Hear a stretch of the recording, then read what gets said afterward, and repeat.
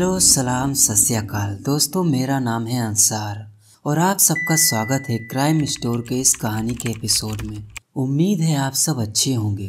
आज की कहानी कनाडा से है और शायद आज की कहानी आपको अजीब लगे क्योंकि ये कहानी अपने आप में इकलौती ऐसी कहानी है। अगर मैं आपसे कहूँ कि एक शख्स गन से चाकू से किसी का कत्ल करता है तो बात समझ में आती है, लेकिन अगर दूसरी तरफ मैं आपसे कहूँ कि एक शख्स लोगों में बीमारी बांटता है और वो भी जानबूझकर लाइलाज बीमारी, तो आप इसके बारे में क्या कहेंगे। कहानी चार्ल्स सिनियोंगा की है। कहानी कनाडा से शुरू होती है। 1986 का साल होता है। जेनिफर एंडरसन और चार्ल्स सिनियोंगा की मुलाकात एक डिनर पार्टी में होती है। चार्ल्स उससे बातें करने लगता है। जेनिफर ने हाल ही में अपना ग्रेजुएशन कंप्लीट किया था और अब उसकी एक क्लॉथ बुटीक थी जिसको वो मैनेज करती थी। और उधर चार्ल्स सिनियोंगा एक युगांडन रिफ्यूजी था। वो एक रिफ्यूजी के तौर पर कनाडा में रह रहा था। साथ में उसने वहीं की मैकमास्टर यूनिवर्सिटी में दाखिला भी ले लिया था और वो पॉलिटिकल साइंस की पढ़ाई कर रहा था। अब उस दौर में कनेडियन जॉब मार्केट लगभग बहुत ही निचले स्तर पर चली जाती है, जिसकी वजह से नौकरियां लगभग खत्म हो गई थी। अब सिनियोंगा लगभग फकीर हो जाता है। उसके पास कोई पैसा नहीं बचता, लेकिन एक काम में वो बहुत माहिर था। वो ये कि वो औरतों को आसानी से अपनी तरफ आकर्षित कर सकता था, उनसे दोस्ती कर सकता था, मिनटों में अपनी बातों की चालाकी से। इस काम में उसे महारत हासिल थी। अब जेनिफर और चार्ल्स दोनों डिनर पार्टी में मिलते हैं।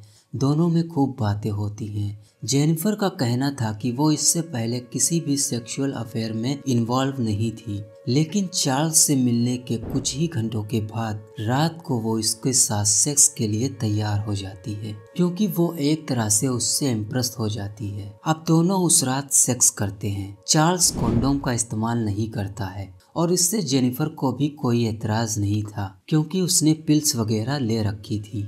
अच्छा, उस दौर में लोगों को लगता था कि एड्स सिर्फ गए लोगों में और आई ड्रग्स यूजर को ही होता है। 1986 का साल, एड्स की बीमारी अभी नई नई ही इंसानों में आई थी और इसका कोई इलाज भी नहीं था। आज जैसे हालात थे उस वक्त, जैसा कि हमने अभी कोरोना के दौरान देखा कि कोई मरीज के करीब भी नहीं जाता था डर की वजह से। डॉक्टर और नर्स सब पीपी किट पहनकर मास्क लगाकर जाते हैं और बहुत सी सावधानियां बरती जाती हैं। तो उस समय एड्स के मरीजों के साथ भी सेम सिचुएशन थी। अगर किसी को पता चल जाए कि किसी को एड्स है तो लोग उससे मुकम्मल बाइकाट कर लेते। कोई उसके करीब भी जाना पसंद नहीं करता और जिंदगी बहुत ही दर्दनाक हो जाती। डॉक्टर उसको बस यही सलाह देते कि सबसे दूर रहो और बस इंतजार करो अपनी मौत का, क्योंकि दवा तो कोई थी नहीं इसकी। अच्छा, अब लगभग जेनिफर और चार्ल्स सिनियोंगा को साथ रहते हुए करीब 1 साल से ज्यादा हो जाता है। जेनिफर की तबीयत ठीक थी, बस कभी कभी कोल्ड और फ्लू की शिकायत थी, लेकिन उधर सिनियोंगा भारी सिरदर्द से पीड़ित था। आए दिन उसको सिर में भारी दर्द हुआ करता था, तो जेनिफर ने उसे डॉक्टर से मिलने के लिए फोर्स किया। फिर वो डॉक्टर के पास चेकअप के लिए जाता है। डॉक्टर उसका चेकअप करते हैं तो उसके गले में दोनों साइड पर सूजे हुए लम्स ग्लैंड पाए जाते हैं, जो कि इंडिकेट कर रहे थे किसी न किसी इन्फेक्शन की तरफ। अब डॉक्टर चिंता जताते हैं कि उसे एड्स हो सकता है। अच्छा, कनाडा आने से पहले चार्ल्स सिनियोंगा का युगांडा में एक प्रोस्टिट्यूट से अफेयर था और कहा यह भी जाता है कि सिनियोंगा उसके बच्चे का पिता भी था। बाद में उस प्रोस्टिट्यूट और उसके बच्चे की मौत भी हो जाती है एड्स से। और उस समय युगांडा एड्स के मामले में दुनिया में हाईएस्ट नंबर पर था। वहाँ के 25% नौजवान जो सेक्सुअली एक्टिव थे वो सब के सब इस वायरस की चपेट में थे। अब उधर चार्ल्स सिनियोंगा के टेस्ट रिजल्ट आते हैं और कंफर्म हो जाता है कि उसे एड्स है, लेकिन चार्ल्स सिनियोंगा फिर भी जेनिफर के साथ कंटिन्यू सेक्स करता रहता है। उसने जेनिफर को कभी टेस्ट के बारे में बताया ही नहीं और इसके अलावा उसने कभी कंडोम का इस्तेमाल भी नहीं किया। इसी दौरान जेनिफर एक दिन अपने कजिन की एक दोस्त से मिलती है। लिंडा बुकर उसका नाम था। दोनों में बातचीत की शुरुआत होती है। इसी दौरान लिंडा बताती है कि उसका भी चार्ल्स सोनियोंगा के साथ अफेयर रहा था। ये बात सुनकर जेनिफर को सदमा लगता है। अब यहीं से जेनिफर और सोनियोंगा के रिश्तों में कुछ खटास आ जाती है। उसकी वजह ये थी कि सोनियोंगा अक्सर वादा करता था कि हम फ्राइडे को मिलेंगे, लेकिन वो आता ही नहीं। वो अक्सर जेनिफर से झूठ बोलने लगा, तो जेनिफर सोनियोंगा को फोन करना बंद कर देती है। सोनियोंगा इस बात पर ध्यान ही नहीं देता। इसके बाद जेनिफर एक दिन ब्लड डोनेशन के लिए जाती है, द रेड क्रॉस, जहां पर जेनिफर पहले भी कई बार ब्लड डोनेट कर चुकी थी। इस बार उसे एक लेटर मिलता है जिसमें लिखा था कि आपका ब्लड रिजेक्ट कर दिया गया है और जितना जल्दी हो सके अपने फैमिली डॉक्टर से मिलने की सलाह दी गई थी। अब जब जेनिफर डॉक्टर से मिलने जाती है और वो उस लेटर को पढ़ते हैं तो उन्हें हैरानी होती है और वो उससे कहते हैं कि बुरी खबर है, तुम HIV पॉजिटिव हो, तुम्हें एड्स हुआ है। बेहतर है कि तुम किसी के साथ सेक्स ना करो।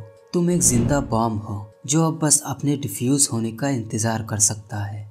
जेनिफर ये सुनकर सन्न रह जाती है। उसे बस अब यही लग रहा था कि कुछ ही हफ्तों में उसकी मौत हो जाएगी। उसकी उम्र अभी सिर्फ 26 साल ही थी। वो अच्छे अमीर परिवार से थी, लेकिन जो धब्बा उस पर लग चुका था वो किसी भी तरह साफ नहीं होने वाला था। उसने बस एक्सेप्ट करना शुरू किया कि उसकी जिंदगी खत्म होने वाली है। उसके बाद जेनिफर डॉक्टर शेरल से मिलने जाती है। डॉक्टर शेरल 1988 में उन कुछ चुनिंदा डॉक्टरों में से थी जो एड्स के मरीजों का इलाज करती थी।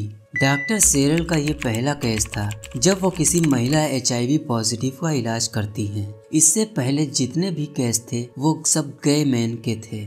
इसके 5 दिन के बाद लिंडा बुकर भी डॉक्टर को विजिट करती है और उसका भी जब टेस्ट रिजल्ट आता है तो वो भी HIV पॉजिटिव पाई जाती है। और यहाँ पर भी जो सेम आदमी इसके लिए रिस्पॉन्सिबल था वो था चार्ल्स सोनियोंगा।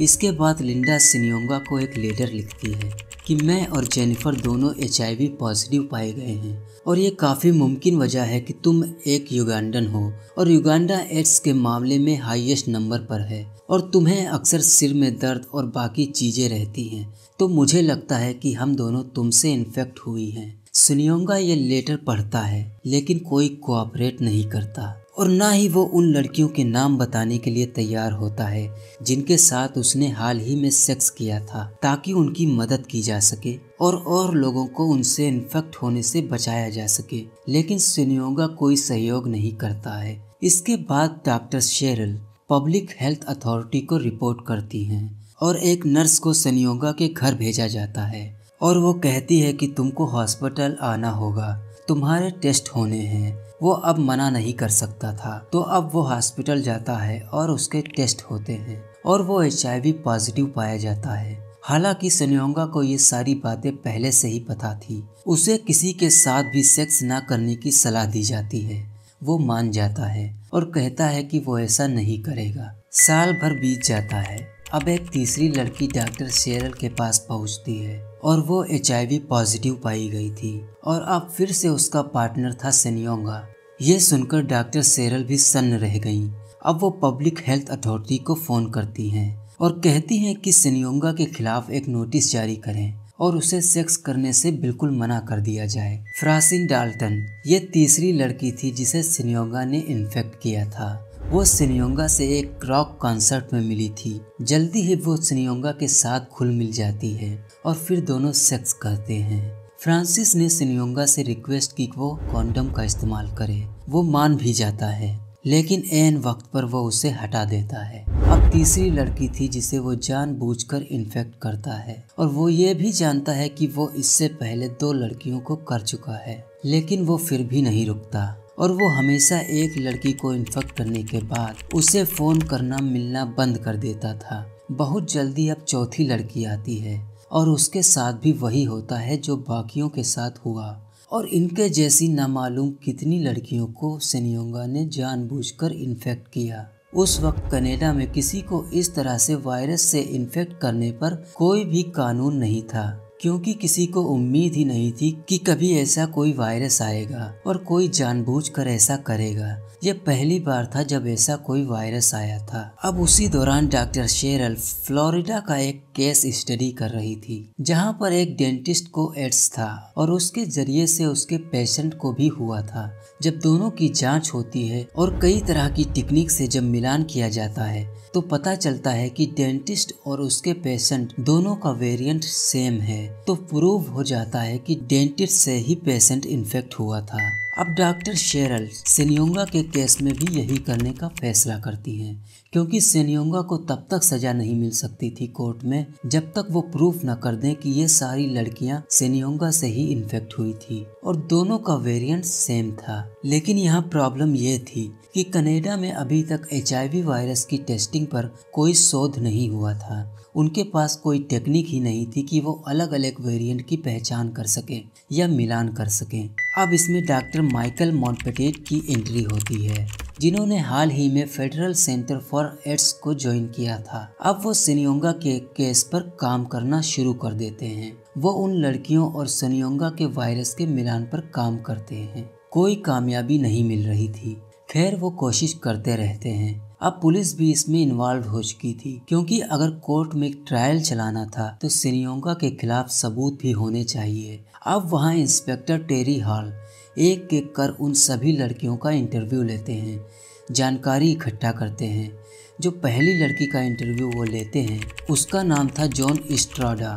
जॉन एक एथलीट स्टार थी और बहुत ही अच्छे परिवार से थी। फिर वो बताती है कि वो किस तरह से सेनियोंगा से मिलती है। फिर दोनों डेट करते हैं और अब जॉन को लगता था कि ये उसके लिए परफेक्ट लाइफ पार्टनर है। फिर जॉन के साथ वही सब कुछ होता है जो बाकी लड़कियों के साथ हुआ था। सेक्स करने के बाद सेनियोंगा लड़की चेंज कर देता था और फिर कभी उनसे मिलता भी नहीं था, क्योंकि उसे पता था कि वो क्या कर रहा है।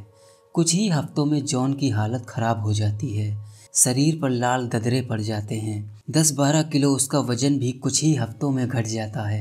अब उसमें इतनी भी एनर्जी नहीं बचती कि वो बेड से नीचे उतर सके। इसके 1 साल के बाद उसे पता चलता है कि वो HIV पॉजिटिव है। वो शर्म से बचने के लिए अब मरना चाहती थी। उसको डर था कि दुनिया वालों को पता चलेगा तो क्या होगा। और उधर सेनियोंगा नए नए शिकार कर रहा था। जल्द ही वह 5वीं विक्टिम थी, नैन्सी गुचे, एक सिंगल मदर। अब इसी दौरान डॉक्टर माइकल मॉन्टपेटेट को एक सफलता मिलती है। उन्होंने फ्लोरिडा की टेक्निक से सेनियोंगा और उन लड़कियों के वेरिएंट का मिलान कर लिया और पता चल गया कि वो लड़कियां और सेनियोंगा एक ही वेरिएंट से अफेक्टेड हैं और ये वेरिएंट युगांडा का है। अब ये सबूत काफी थे कोर्ट में साबित करने के लिए कि सेनियोंगा ने ही इन लड़कियों को इन्फेक्टेड किया था। अब ट्रायल शुरू होता है। सारे सबूत कोर्ट में पेश किए जाते हैं, लेकिन एक पुलिस के साथ प्रॉब्लम ये थी कि वो लड़कियों को कोर्ट में कैसे पेश करें, क्योंकि ज़्यादातर लड़कियों की हालत बहुत ही खराब थी।